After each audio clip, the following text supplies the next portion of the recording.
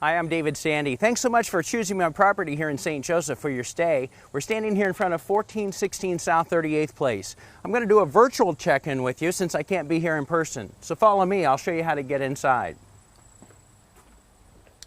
The door is equipped with an electronic deadbolt, which you can see right here. There are the 10 numbers, a lock button, and an unlock button. Now, I have programmed this, for the sake of this demonstration, to unlock on the 4-digit code 5555. So I will hit 5555 unlock, and that will unlock the door. Let's try it.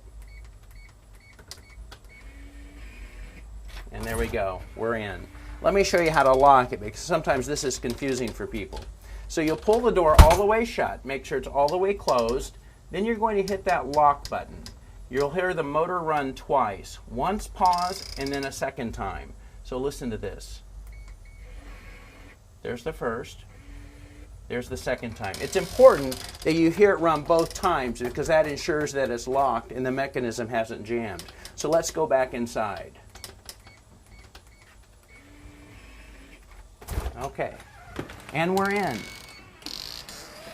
So I'll give you a quick tour and show you what you need to do here upon checking in.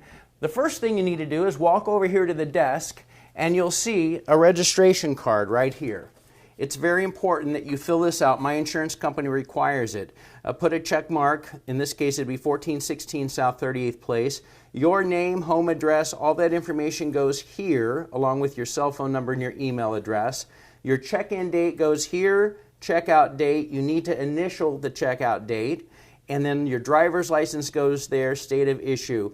If you have any other people staying here with you other than yourself, you write their names in this blank right here. Sign it, date it, take a picture of it, and text it to me. You already have my text number from our earlier exchanges. You can read the fine print there. Basically, the fine print says that you understand that there's no pets allowed in here, no smoking, no open flames, no overnight sleeping on the sofa. And just to make you aware, because I own the entire street, I have video cameras on the exterior of the buildings monitoring the activity on the street. So let's go back over here to the door and I'll explain something. There are 2 sets of keys hanging here on the hook by the front door. I recommend that you carry one of these with you at all times. That way, just in case this electronic deadbolt would malfunction or the battery dies, you can override it by just doing it the old-fashioned way with a key. So I would carry at least one of these with you. However, it's very important when you check out, both keys have to be hanging on that hook because I can't check in the next guest if you've accidentally left with the keys. So that's very important. Also on the keychain is a little white key fob. This is how you control the alarm system here at the place. You'll notice there's a lock and an unlock button there. Those lock and unlock buttons have nothing to do with the ones on the deadbolt, completely separate system. But to set the alarm, you simply hit the lock button. You'll hear the control panel confirm that the system has been set. You'll have 30 seconds after you do that to get out and lock the door behind you. Then when you get home and open the door and step in, you have 30 seconds to disarm the system by hitting the unlock button. That disarms the system. Now, if you'd like the alarm set while you're here at night sleeping, you'll use the home button. It looks like a little house there. Hit that. The system will arm. The front and back doors will be secure, but the motion detector inside will not be activated, so you can still move around the house freely without setting off the alarm. If you do set the alarm when you're here at night, it's very important that the next morning when you get up, the first thing you do is disarm it by hitting that unlock button. Because the problem is sometimes my guests, they'll forget that they set it the night before, get up, leave, open the door, walk out. They get in their car. 30 seconds later, the alarm goes off. I'm notified, people are notified, and they don't even know they've set off the alarm. So that's why it's really important that you disarm it before you walk out. Sometimes I recommend people to lean something, a briefcase or something up against the door, so that'll remind you in the morning that it needs to be shut off. All right, the TV has Netflix on it. Just sign into the account. It should already be signed in. David's Guests. The remote to the TV is here on the table. It's a Roku TV, and just so that you know, the volume control is here on the side. I get asked that quite a bit. They can't find the volume on there. Underneath the TV is a robot vac. I've disabled it during your stay. Please leave it on the charging base. Don't take it off because it messes up the programming. So it's just tucked underneath the TV on the floor. Leave it right there. It'll be fine. All right, let's walk on over here. This is the alarm control panel. You won't need to do anything with it because you control the alarm with a key fob. In the living room and both bedrooms, we have Amazon Echoes or Alexa.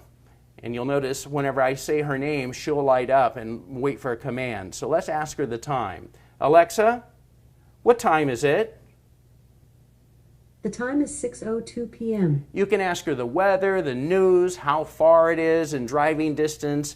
Here's a little cheat sheet that you can use to give you some suggestions on the things that she can tell you. She can be used as a wake-up alarm. You know, you can do that in the bedrooms if you like. So they're a very handy item, and I hope you enjoy that. Moving on into the kitchen, the washer and dryer are behind these bifold doors. Right here they are. I have little signs sitting around at my properties with some further instructions.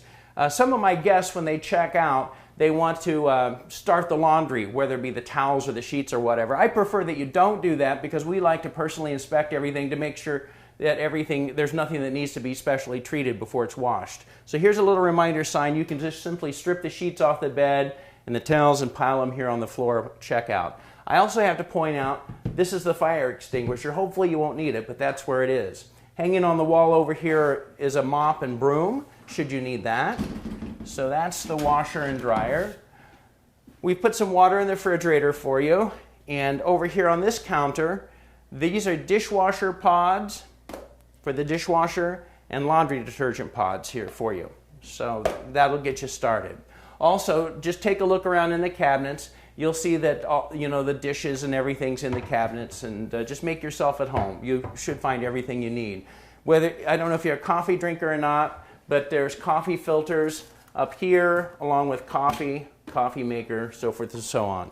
Some basic cooking things down here, pots and pans. We've got the basics here for you. I think that's about it here for the kitchen. Oh, if you do go outside onto the patio, I'll point out that at the top of this particular door, you'll want to make sure that that little rod is out. That's like the security lock, and then you unlock it here and pull it closed. Okay? All right, let's move on this way. We keep our supplies in here. That's where the air conditioner is. That's why that's locked up. Move on to the front bedroom. Your towels and washcloth here in a basket on the bed, right there. Also, I have some of these handy signs once again. I've learned that sometimes people don't realize that the decorative pillows, the shams and decorative pillows, are not to be used for sleeping. So I just ask that you take those off the bed, put them on the top shelf of the closet, and just use the white pillows for sleeping. There's a charging station over here with regular outlet and USB to charge your phone at night. We also have an Amazon Echo in here. Alexa, what's the temperature outside? Right now, it's 83 degrees Fahrenheit. There you go. Tonight, expect a low It's going to tell us what it's going to do tonight. This closet, we've got the iron, hair dryer, plunger if you need it, some extra towels. And as far as the iron's concerned, the ironing board is on the back of this door. It's the fold-down type. Let's take a quick look at the bathroom. Here in the bathroom, you've got as your starters for your shampoo and your soap. Also, another one of my little handy signs here. If the ladies are taking off makeup or your hands are soiled or face is soiled, use the black cloth for that because it's a lot easier to clean, and I don't have to throw away the white washcloths. Same thing in here, towels here, remove the decorative pillows, Amazon Echoes over there on the dresser, charging stations over there.